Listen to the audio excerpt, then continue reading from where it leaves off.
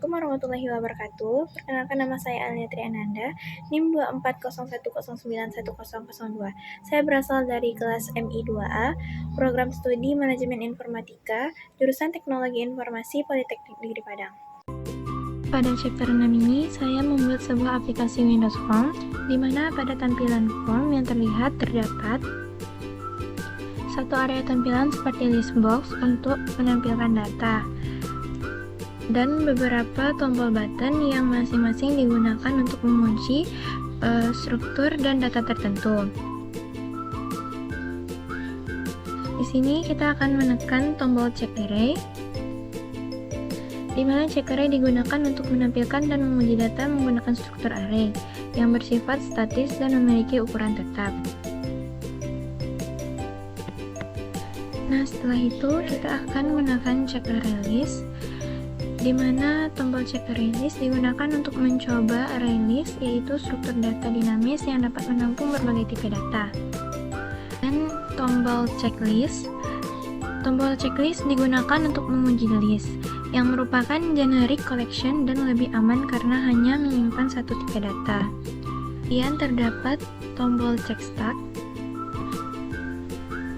Tombol check stack berfungsi untuk menampilkan konsep stack dengan prinsip last in first out, atau data terakhir masuk akan keluar terlebih dahulu. Setelah itu ada tombol check queue, di mana jika ditekan, check queue berfungsi untuk memahami struktur queue dengan prinsip first in first out, yaitu data yang masuk pertama akan diproses terlebih dahulu. Terakhir yaitu tombol check dictionary, di mana jika ditekan berfungsi untuk menampilkan data berbentuk key dan value, di mana setiap data memiliki pasangan dan kunci nilai. Pada modul 7, pembahasan difokuskan pada penerapan Object Oriented Programming, atau kita bisa sebut OPP, di mana pada modul ini dibuat sebuah aplikasi sederhana yang berfungsi untuk menampilkan tanggal saat ini melalui tombol GetDate. Jika aplikasi dijalankan, akan tampil sebuah form dengan tombol GetDate. Saat tombol GetDate ditekan, maka program akan mengambil tanggal dari sistem komputer menggunakan kelas datetime, di mana terlihat waktu sekarang tanggal 16 bulan 1 2026 pukul 10.09. Setelah itu jika kita tekan OK, maka akan muncul tahun di mana sekarang yaitu tahun 2026.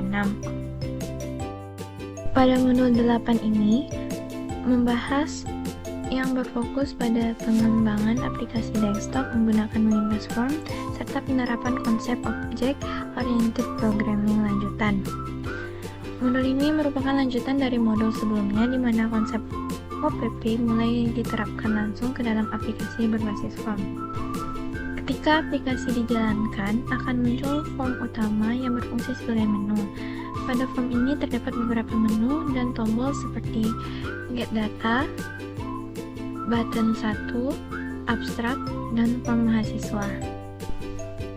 Saat tombol Get Data ditekan, aplikasi akan menampilkan tanggal sekarang, yaitu tanggal tersebut diambil langsung dari sistem menggunakan kelas datetime, sehingga hasilnya selalu sesuai dengan tanggal saat ini, yaitu tanggal 16 bulan 1 2026.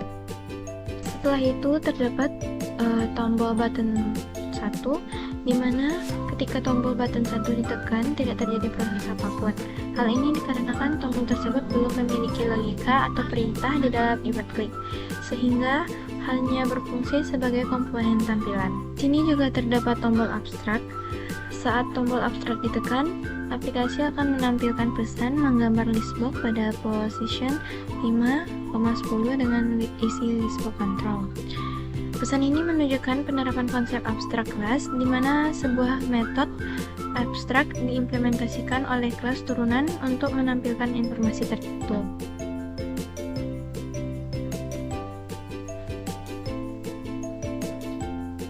Pada modul ini, konsep abstrak digunakan untuk menunjukkan bahwa perilaku suatu komponen ditunjukkan atau ditentukan oleh implementasi kelas turunannya. Selain tombol Get Data dan Abstrak, serta button 1, terdapat juga tombol form mahasiswa yang berfungsi untuk membuka form baru. Ketika tombol form mahasiswa ditekan, aplikasi akan menampilkan form mahasiswa, yaitu form khusus untuk pengelolaan data mahasiswa. Pada form ini terdapat sebuah tabel yang berisi kolom NIM dan nama sebagai tampilan daftar mahasiswa. Di bagian bawah form juga tersedia input data mahasiswa yang terdiri dari NIM, nama, serta IPK. Input ini digunakan sebagai tempat untuk menambahkan data mahasiswa ke dalam daftar. Di sini juga terdapat tombol Add, di mana tombol Add digunakan untuk menambahkan data mahasiswa ke dalam daftar. Data yang dimasukkan berupa NIM, nama, dan IPK kemudian akan ditampilkan ke dalam tabel setelah tombol Add ditekan. Setelah itu juga terdapat tombol Check. Tombol Check digunakan untuk melakukan pengecekan data mahasiswa yang telah dimasukkan. Proses pengecekan dilakukan berdasarkan data NIM, nama, dan IPK untuk memastikan data tersebut sesuai dengan ketentuan program. Lalu juga terdapat tombol cek 1, di mana tombol cek 1 merupakan alternatif atau pengembangan dari tombol cek. Tombol ini digunakan untuk melakukan pengecekan data dengan metode atau logika yang berbeda sebagai perbandingan hasil. Di sini saya akan mencoba menambahkan data mahasiswa.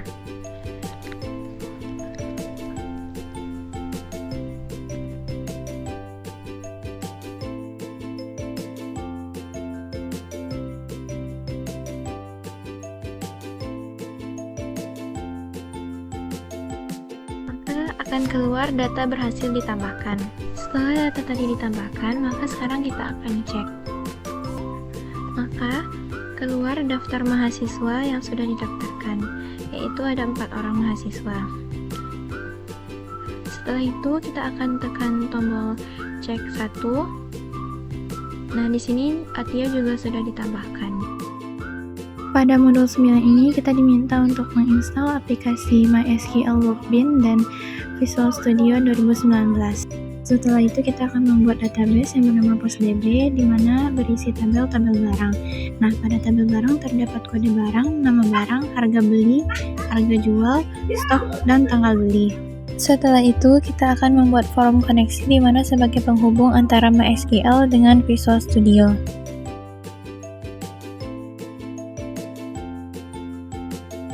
Pada modul 10 kita akan menampilkan data pada Create View. Ini kita akan membuat Create View terlebih dahulu dan kita akan mengklik View Kode.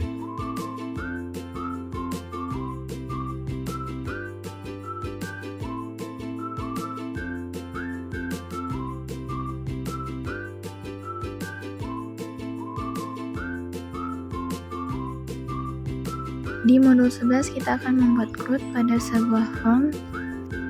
Di sini kita akan membuat tombol New, Edit, Save, Update, dan Delete.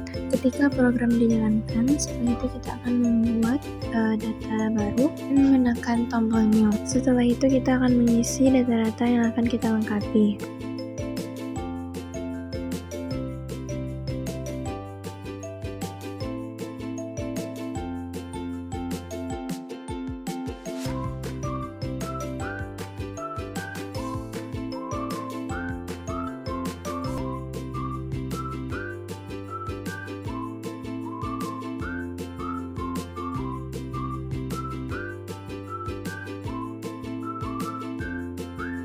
Jika data sudah lengkap, maka kita akan menekan tombol Save. Setelah itu kita akan membuka Workbench dan terlihat data sudah ditambahkan.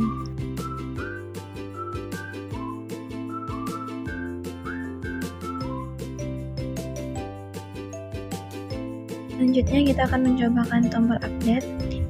Yang pertama kita akan mengubah nama barang, lalu menekan tombol Update, maka data berhasil terupdate.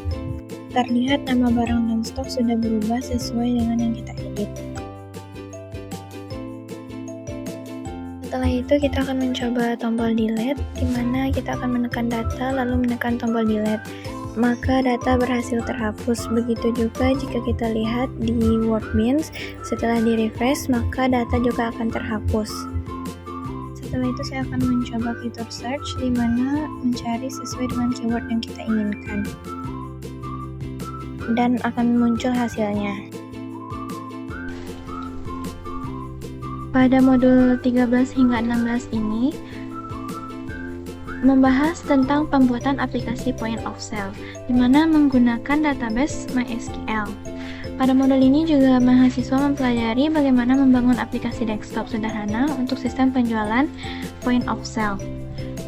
Aplikasi ini mencangkup pengelolaan data, yaitu load, koneksi aplikasi dengan database, proses transaksi pembelian, dan pembuatan laporan menggunakan report viewers. Baik, pada tampilan ini ditampilkan form barang yang berfungsi untuk mengelola data barang dalam aplikasi point of sale. Fungsi form barang ini digunakan untuk menambahkan data barang, mengubah atau mengedit data barang, menghapus data barang, dan melihat daftar barang yang tersedia. Di sini terlihat ada kode barang. Kode barang biasanya digunakan sebagai identitas unik setiap barang. Contohnya KG002. Di bawah kode barang terdapat nama barang. Nama barang menampilkan nama produk seperti kursi gaming Secret K15. Di bawah nama barang terdapat harga beli. Harga beli ini yaitu harga barang yang dibeli dari pemasok. Sedangkan yang di bawah adalah harga jual, harga barang yang akan dijual ke pelanggan. Nah, di bawah harga jual terdapat stok, di mana stok menunjukkan jumlah barang yang tersedia di gudang. Setelah itu, terdapat juga tanggal beli, yaitu menyimpan tanggal pembelian barang. Di sini juga terdapat text box pencarian, di mana tertulis memasukkan keyword digunakan untuk mencari barang berdasarkan kata kunci tertentu. Setelah itu terdapat juga data grid view, menampilkan seluruh data barang yang tersimpan di database dalam berbentuk tabel. Lalu ada tombol new, edit, dan delete digunakan untuk melakukan proses CRUD, yaitu create, read, update, dan delete. Setelah itu ada tombol input pembelian.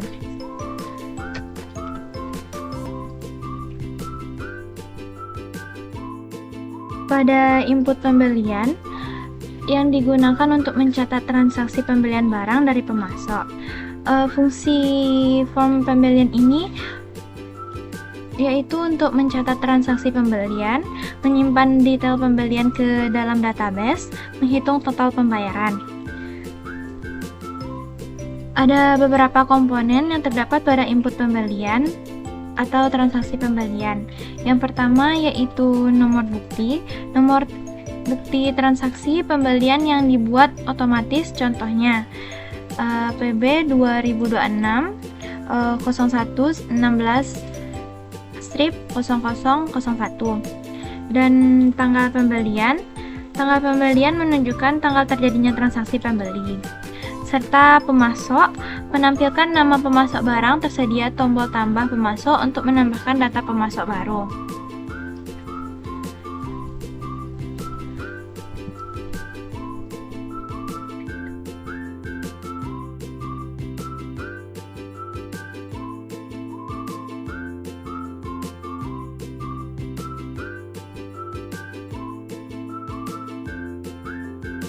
Lalu ada nama produk atau pilih barang, digunakan untuk memilih barang yang akan dibeli dari daftar barang. Lalu harga beli yaitu harga satuan barang dari pemasok. Jumlah, banyaknya barang yang akan dibeli. Serta di sini juga terdapat data grid view transaksi, menampilkan daftar barang yang dibeli dalam satu transaksi termasuk kode barang, nama produk, pemasok, harga, jumlah, dan total. Ini juga terdapat tombol simpan, yaitu digunakan untuk menyimpan transaksi pembelian ke dalam database. Lalu terdapat juga tombol cetak, digunakan untuk mencetak bukti atau laporan pembelian, dan terdapat total bayar yaitu menampilkan total keseluruhan transaksi pembelian.